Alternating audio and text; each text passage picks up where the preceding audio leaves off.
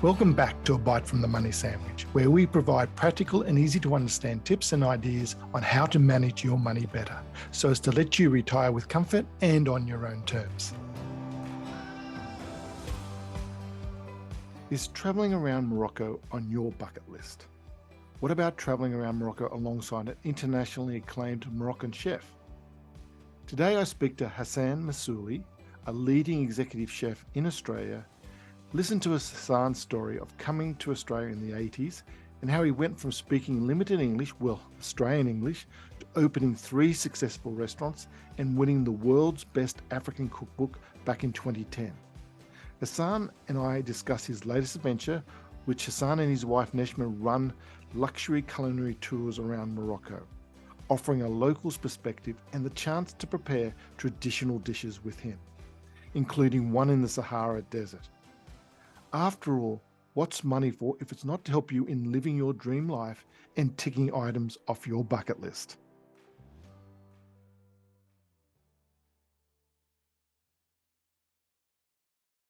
Well, welcome, Hassan, to the show. Thank you for joining us.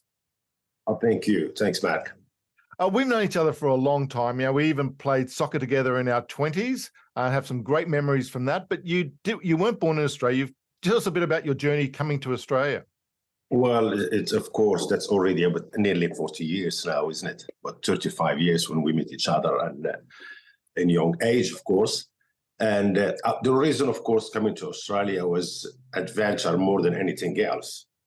I'm always more attracted to the unknown things. I just need to discover what's tomorrow hiding for me, and just want to get away from the familiarity. I've been through some trips to France at that time in young age and States, but just wasn't really, it was already been published. But Australia was really a mystery. In that time, Australia, it's not been published around the world. Yes. As now, and have different idea about it. And I just want to go to the farthest place in the world when, because I believe in of a name that your parents give you, and the name that you bring to yourself, or you make it, which is in your own individual. And coming to Australia because I don't know anybody here. Yeah. And how you didn't even know much English, I suppose. How? Well, a little English, what we call it English, but not Australian as Yes. we're gonna find difficulty of that, because I can talk or understand a little bit, but when meet Australian in parties, friends, and all that, is just really have to catch that slang, which is become natural in my life now. Yes. So when I came here, of course, I was always a little bit surprised of how the country. I was really want the place that's more or less I see it as a cowboy life, horses and all that kind of things, until I landed in the airport and crossed the bridge, and it's totally different. It wasn't much traffic that time at all. No, not at all. Yes.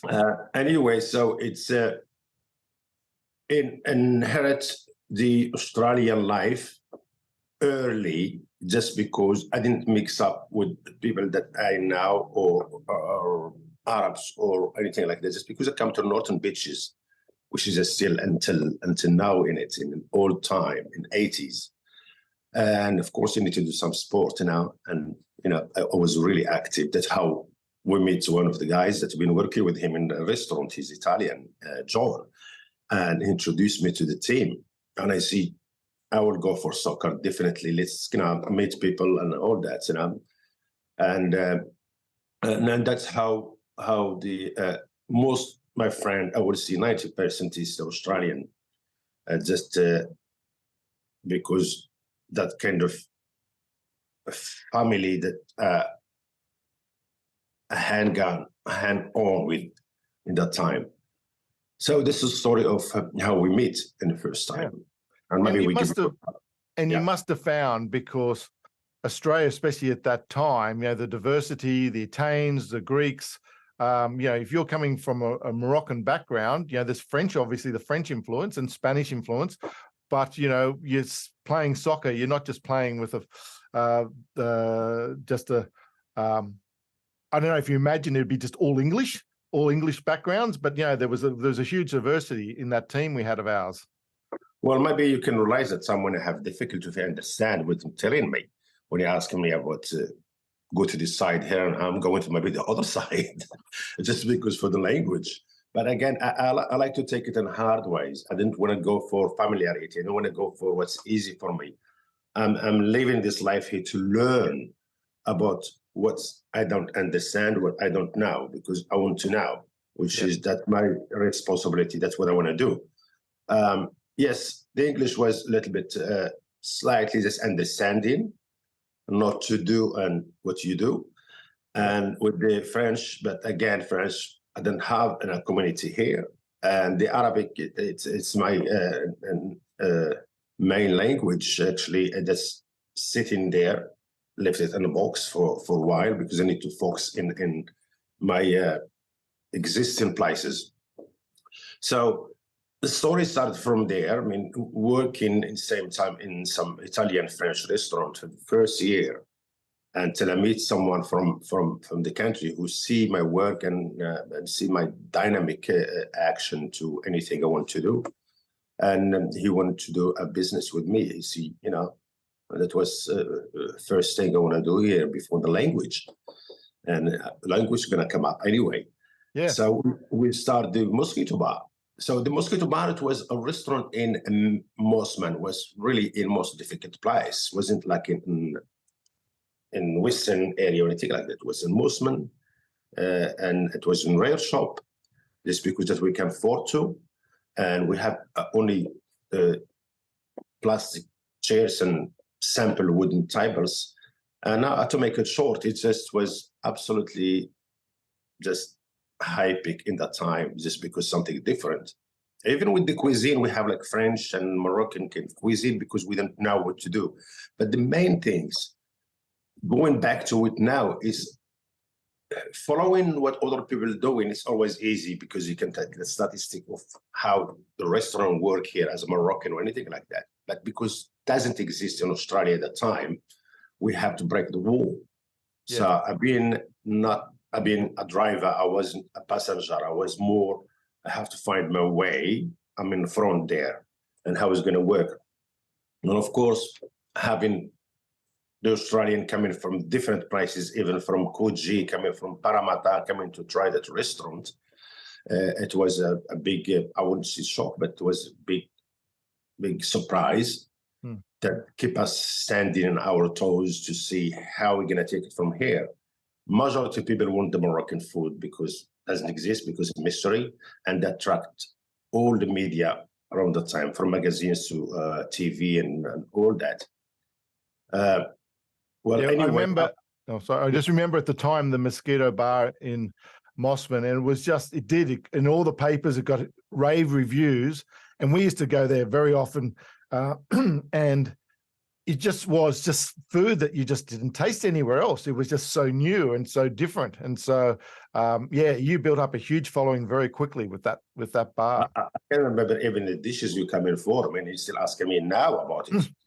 I'm sorry, I moved on a lot. Yeah, we always had our favorite dishes. Yes. It's a pleasure always to see that, to see something that you can maintain for long. And that's the hardest part in business, especially in food or the industry of tourism. It's all about maintaining, about delivering what you told the people, or even more if you can.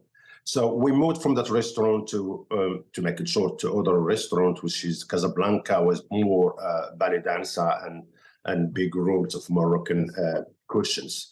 And after that, we have the Out of Africa, which is, we stay in it for over 25 years. And the other restaurant, which is the Darna by the Out of Africa.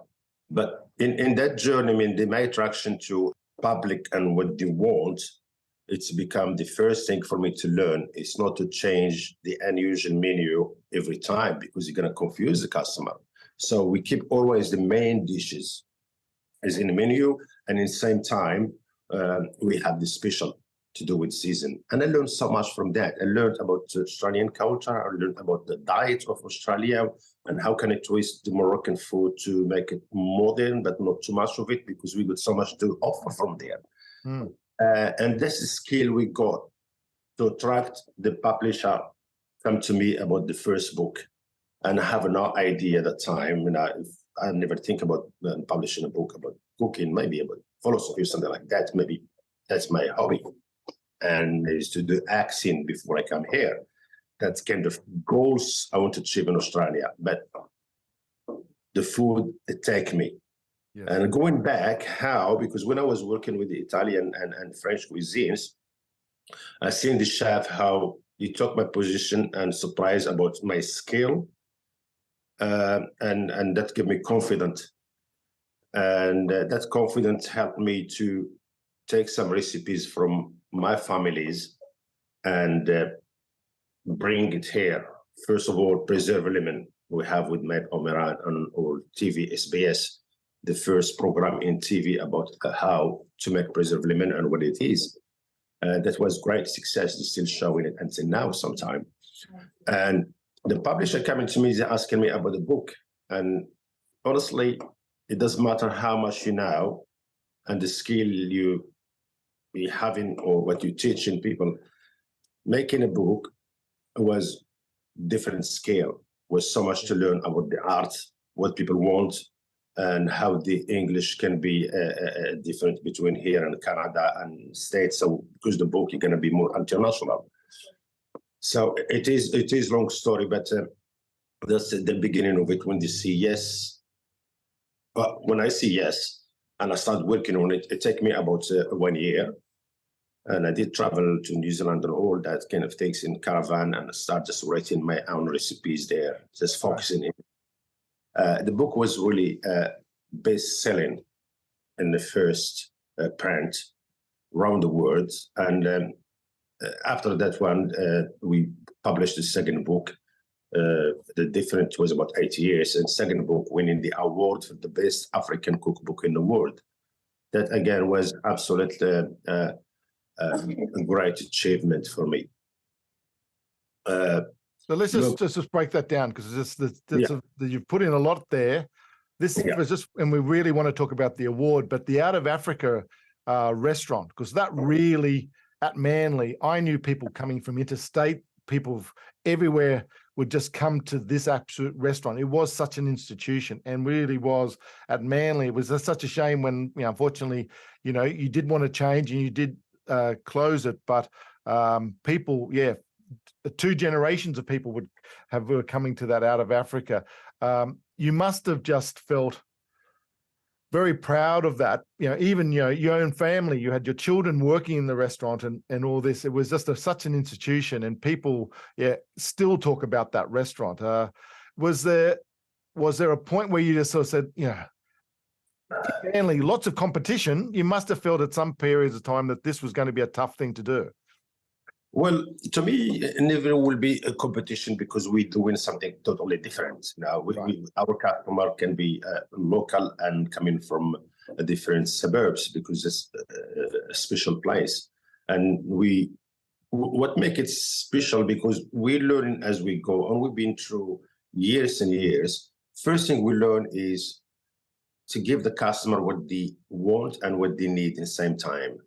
Okay, what they want, to track them, and what they need, what's going to bring them all the time, different again and back, but we have to maintain your taste.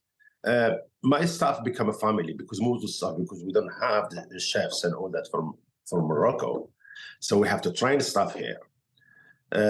We have to train them, and most of them work with us for 10 to 15 years. And of course, you're going to look after them. And a family, the customer become like a family.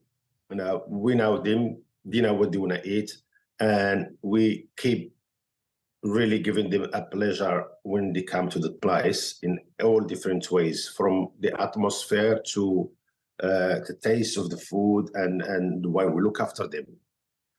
So we kept it long anyway, that's why, and that's what the reason of making it successful for so long. So then you published the 2 books.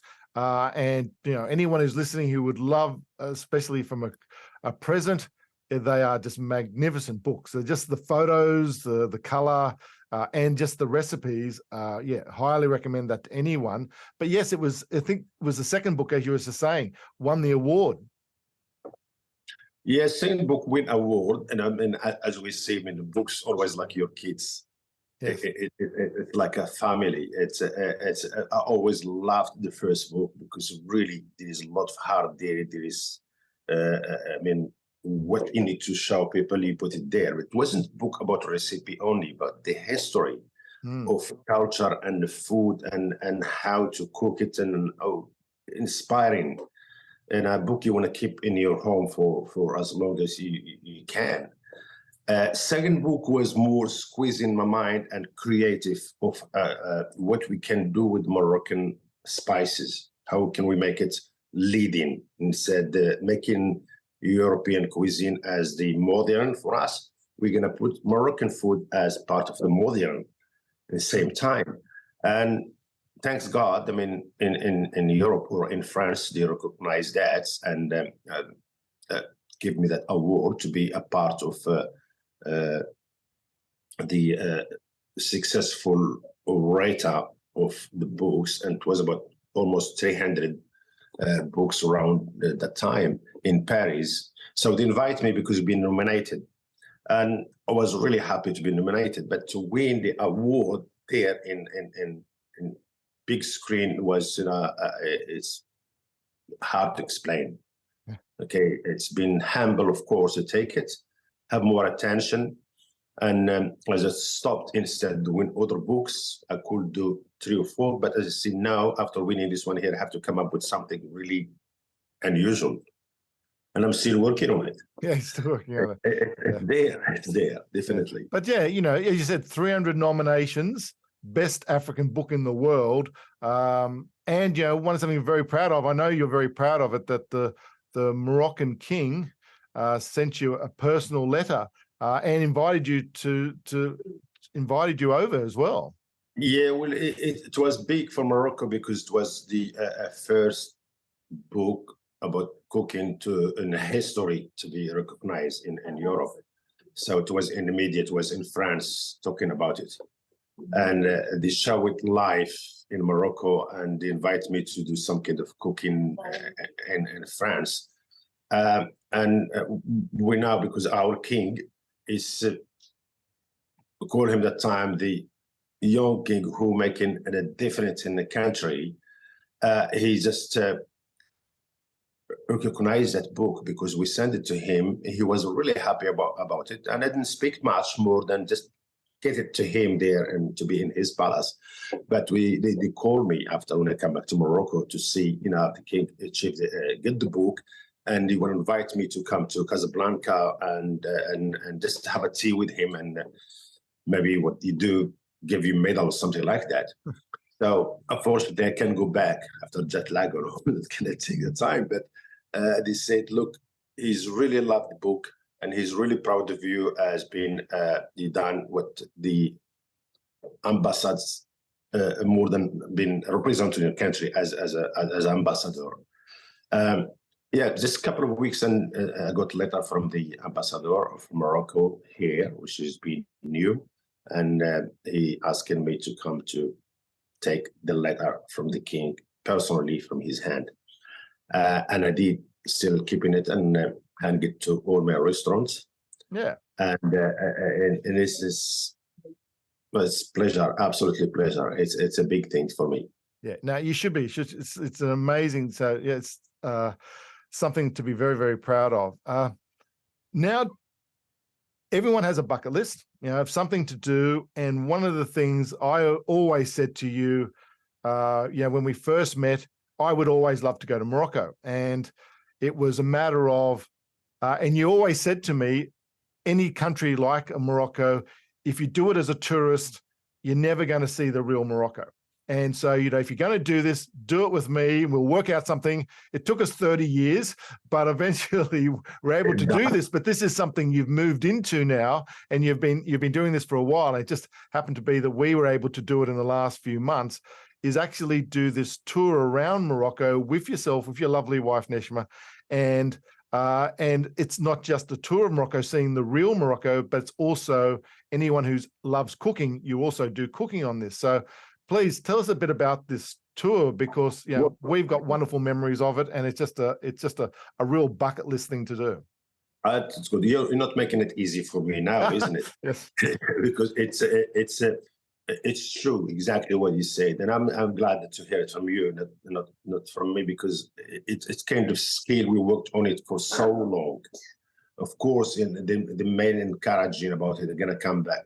They come from the end of it, which is with my wife Najma, because when she got her diplomas in tourism, and we're both of us Moroccan, and as I said, look, I had this skill of working with the Australian for more than 10 years. Some companies doing tour to Morocco, and I used to work with them as what do you call it, the chef to this what do you call it, escorting the team, because that's the point for them to sell it, because I'm Moroccan. But again, the history of over 30 years at the time, dealing with the customer and the restaurant, and it's all about Moroccan cuisine, and people who want to go to Morocco, they come and ask me and how Morocco look like, is that safe or not? And that kind of question, I just want to approve it. I want to give people, because we know how many questions they are all similar to that, and they say, all right, I think there's nothing can be better than having a Moroccan chef and live in Australia, have both sides of the world as his culture, understanding what people they love. So I chose that itinerary with my wife that make huge sense, not taking a side, not like Moroccan want to sell it to Australia or Australian want to sell Morocco. It's about it's there. It can't be any better than that. So that journey, I just want to share it with my customer. I want to share it with my fan. I just want them to see Morocco in even short. There is so much to give there, and so many things to see as you experience. But for that short time of 15 days, to make that journey a dream is just to get surprise after surprise in every day, and to be more mosaic, to be totally different. When you have something, you're not going to duplicate it again. You're just going to keep going and going until you don't want to leave the country. But we've done that, and we're still working to make it even better. And that's why we're trying to do a limited number of people to go to Morocco if they want to go with us. We consult them, we sit down with them, we see what they want, what they need. We can make it to measure for every person what they want, and we advise them. Or we can just make itinerary and say, this is my own itinerary with my wife. If you want to join us here, we do it about 3 or 4 in a year, or minimum 2, inshallah, as we said. But if there is 2 people, 4 people, or 5 people, we still can design that work for them to be unlimited. We have people to trust. We have people working with us for so long, and people can take care of them from the heart, and they know what we want, and they're just going to follow all that steps. Mm. And so, just from my point of view, and you've just from what you've commented, seeing Morocco, what's it like? I think you even said, is it safe? I have to absolutely say that was definitely a question from the group we're on. We're going to a country that's got Muslim, Christian, Jewish faiths and all that. But you actually, as soon as you get there, apart from seeing a country that you've just never, just the vibe and the noise and everything is just so wonderful. They do it well. You just have to say the whole community, everyone just gets on with each other.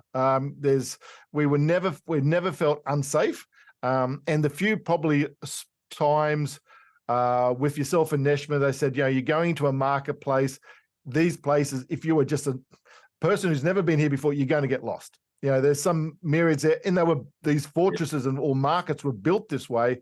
But you always had local guides, and that's the other thing I love. There was always a local guide for that particular town, that particular city, so they would know best what to see, where to see it, and how to see it.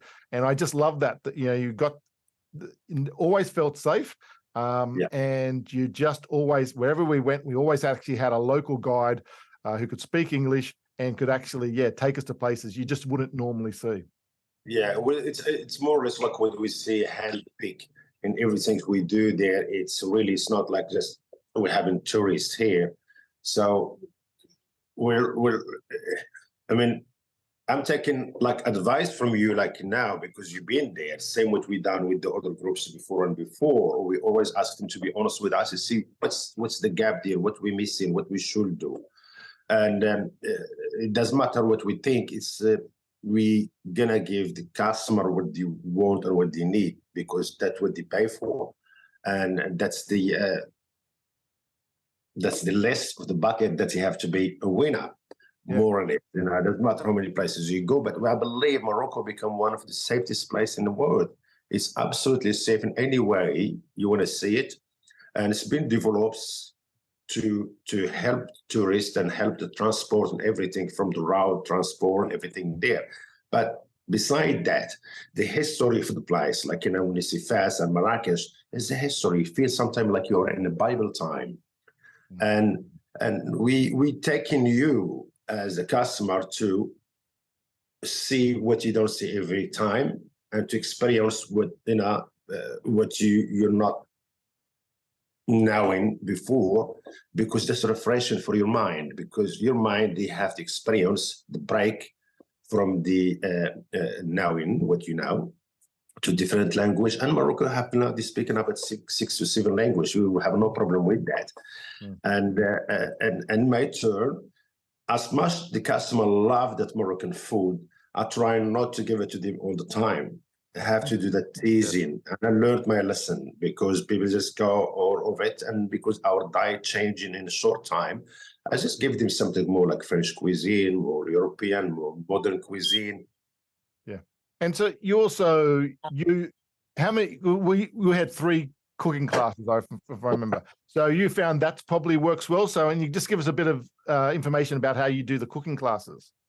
Well, the cooking class we go for the season and for the region. So now we could do more than 4. I mean, I had no problem with that. But again, you want people to experience the other places we go to and eat, because there's a fantastic restaurant around there. So the cooking class I split it from different region. Like when I go to places like Rabat or Sawira, because we are close to the beach, we stick to the seafood and we stick to a local dish. And I pick the best of the dishes that people need to know. And that's the menu we're going to have for the day. And when we go to Fas, we go to traditional dishes there, like we see pastela, and they say, no, it is complicated. They're going to find, because I want my customer to experience this kind of dish because it's interesting. It's not what they can do at home. They're not cooking lasagna or spaghetti here. It's as much I love it. This is they cooking something unusual. They're going to be proud of it. They want to share it with their own friend. And we're successful. We go to Sahara and we find some dish which is from the history, which is very rustic, very unusual. And we do it with some chef, which is local. I just want people to experience the truth, It's not, same with what you see in the movies and the mystery. I want them to live in it. When they go to Morocco, they go into the roots, to go to a nature of the places. And that's how we do the cooking class. Yeah. And definitely when you say we're going to all these places like the Sahara and all that, you're still staying in 5-star accommodation. I couldn't believe that glamping or the camp that we were in the middle of the Sahara. Actually had its tent had its own air conditioning unit. So it's we really were doing it 5-star. It was amazing. Some of the hotels we stayed at were just mind blowing. Yeah, well, it is because the customer can be always difficult, sometimes. You really want to win the most difficult person, because in every group we can always, like a restaurant, you're always someone going to come back. And that's what we're watching the balance. After a couple of days, we have to watch who's missing out, who's not happy, and why and how. And we're not going to sit there and say, I don't care. This is our journey in this trip, and let's do your best. Now you're going to do more than your best. You're going to have everyone there to feel great. Every single person in any way you can do it. You're gonna psychologically understand the person and help them, because that's what they are in that journey. This is dream for a lot of people to be in that place. They're not passing by to Morocco. They are going there. They save money for it there. They have to be really worth it for them anyway. And so that's why we like when we are in Sahara, because before we used to do only one night in Sahara. But again, a lot of customers, they said, I think it was a highlight place, and because it's far away, will be good to be a pause, like a place to stay at least 2 nights. And when we done, as you experienced, we done 2 nights there, it was just enough. Because you need to still there, you need to feel the place, and it doesn't matter how you spend the day, because in the nature, in the heat or wind, whatever. But when you come home, you want to stay and sleep, you need to have a luxury. You need to, only if you want to make some kind of adventure, there's a different itinerary. But in general, you need to feel comfortable so you can wake up fresh and ready for the next day, not to be missed. Absolutely. We did the camel ride to the camp, as well as experience sunset. So, you know, camel ride with the sunset, then ending up in the camp was just, that will stay with me for the rest of my life. The Sahara, I think a lot of people would think of Morocco with the Sahara and that, but some of the things that people wouldn't expect about Morocco. Well, it's actually, it's the story that I heard it for the last 30 years, and we used to have the customer and really surprised when he told him, we do have snow. Really? Yes, we do have snow, until you showed him the picture, because Morocco is one of the best position we see geographically, because close to Europe, and it's north of Africa. It is Mediterranean, there is the Atlantic, and the big cities, they are all in the coast, beside Marrakesh and Fez. The Atlas Mountain is protecting the country from the flatland from the sand moving from Sahara, which is, you can see that part after the Atlas is all beautiful, like in a history. That's why it's attracted a lot of movies made there in Morocco. I mean, the movies there. People doesn't believe that we do have. It's almost in Australia when we see trade bow and all that. You know, all the Atlas Mountain is all full with snow. Some picture you see it, you never believe that you are in Morocco, especially in Ifrane. It's similar of part of Switzerland. And again, so we do have Sahara, we got Africa there, we got Middle East there, we got Europe there, we got, most of them in that small place. And that's what makes the country great, especially with the safety they have now. And again, so when you go there to nightclubs or whatever in Casablanca and other places, again, you're in a different world. And you can travel for 3 hours and you're in a historic place like a Bible time. It's just like, camels and everything there. It's all been in the right spot there in the country, as you said. And you said, the movies, it was surprising. You recognize these places. You said, that's right. I've seen that in Gladiator, or I've seen it in Star Wars. Yeah. Some amazing places to the point that, some of the big movie studios have set themselves up permanently in Morocco. It's just because the landscape is so amazing. Actually, one of the things that I just never expected was how good the fruit. After every meal, that was always so beautiful. The fruit platters of pineapple and oranges and everything was just, it feels like it was like Australia about 30, 40 years ago, when you just got that fruit that just had such good flavor, and it was just something to look forward to. I just, loved it. The pineapple and the watermelon and everything. Yeah, because we don't import the fruit from there. We export to Europe and all that. So the quantity and quality of because the heat of the land and for season we got there, I mean, we always eat the local fruit there and local vegetable, and we got so much of it there. And that's why when we go there, I mean, just we got to take care of our diet, otherwise it's going to go crazy in everything there. And that's one of the reasons why I include the breakfast, lunch, and dinner in my itinerary, because most of the company they do only maybe breakfast or a couple of dinners, just because I'm worried, I'm scared about we get someone sick and we're gonna spoil his holiday. In my own experience, we have to take it step at a time until we acclimatize to it. And I chose the places where we're gonna eat, and I've done that for a reason. And when we have the cooking classes, that's mean you're gonna eat what you're cooking, and was successful, was great, especially when I see the plate all looks same. That's mean the job's well done. And yes, back to you about the fruit and product. It's rich country with that. And great Moroccan wines, Moroccan beers. So, we're definitely spoiled. And so we'll put on the end of this, because you will have another trip, or you have these trips coming up. So we'll put your website and details on the podcast information so everyone can get that. We've probably kept you enough. This is, I just have to say, it is just a trip of a lifetime. It was just the photos, and you can go to the Facebook page and just see the photos of the thing. It's just you're not just going to experience. And as I said, felt safe. Food was phenomenal, the 5-star luxury, and you just looked after. And we even called Neshma Mama Neshma, because she just looked after us so well.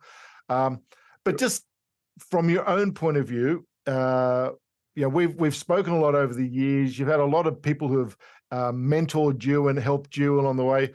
We always ask people for our last piece of thing is what's the best piece of advice they've ever received.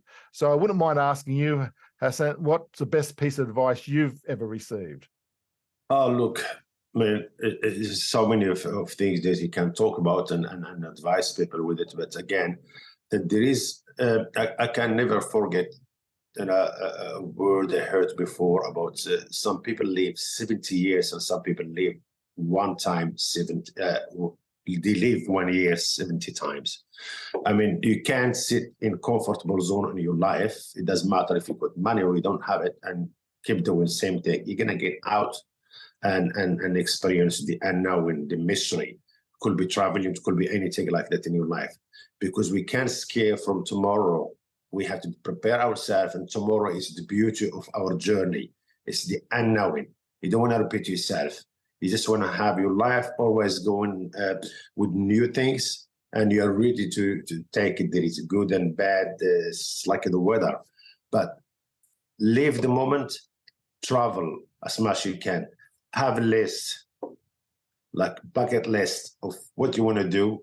And I started that when I had my bucket list, starting with, I want to go to the unknown place. And I did it. You want to have a restaurant, you do it. And there is nothing can be difficult in life until you experience it. You got nothing to lose. Yeah. No, Hassan, that's very well said. And I absolutely... Anyone that wants to have a bucket list, who has a bucket list, this should absolutely be on it. It's a trip, 15 days, wonderful days around Morocco with you and your lovely wife. Thank you very much for being a guest on the show, Hassan. Thank you so much for the opportunity. This is absolutely great discussion with you. I hope you enjoyed this episode. If you'd like to know more about Hassan and his luxury culinary tours, you can visit his Facebook page, Out of Africa by Chef Hassan M'Souli. That's Out of Africa by Chef Hassan M'Souli. Or you could go to his Instagram account, out.of.africa_tours. That's out.of.africa_tours. Or feel free to email me on admin@themoneysandwich.com or visit our website, themoneysandwich.com, if you have any questions or would like to know more. Enjoyed this episode and want to hear more of A Bite from the Money Sandwich? Make sure you subscribe on your platform of choice so you can automatically receive each episode as soon as it's released. As with every podcast, this information is not advice, as not personalized to your own situation. And past performance is never guaranteed for the future. What we are trying to do here is to provide tips, coaching, and education to help improve your money knowledge, which we believe can only be a good thing. See you next time when we take another bite from the Money Sandwich.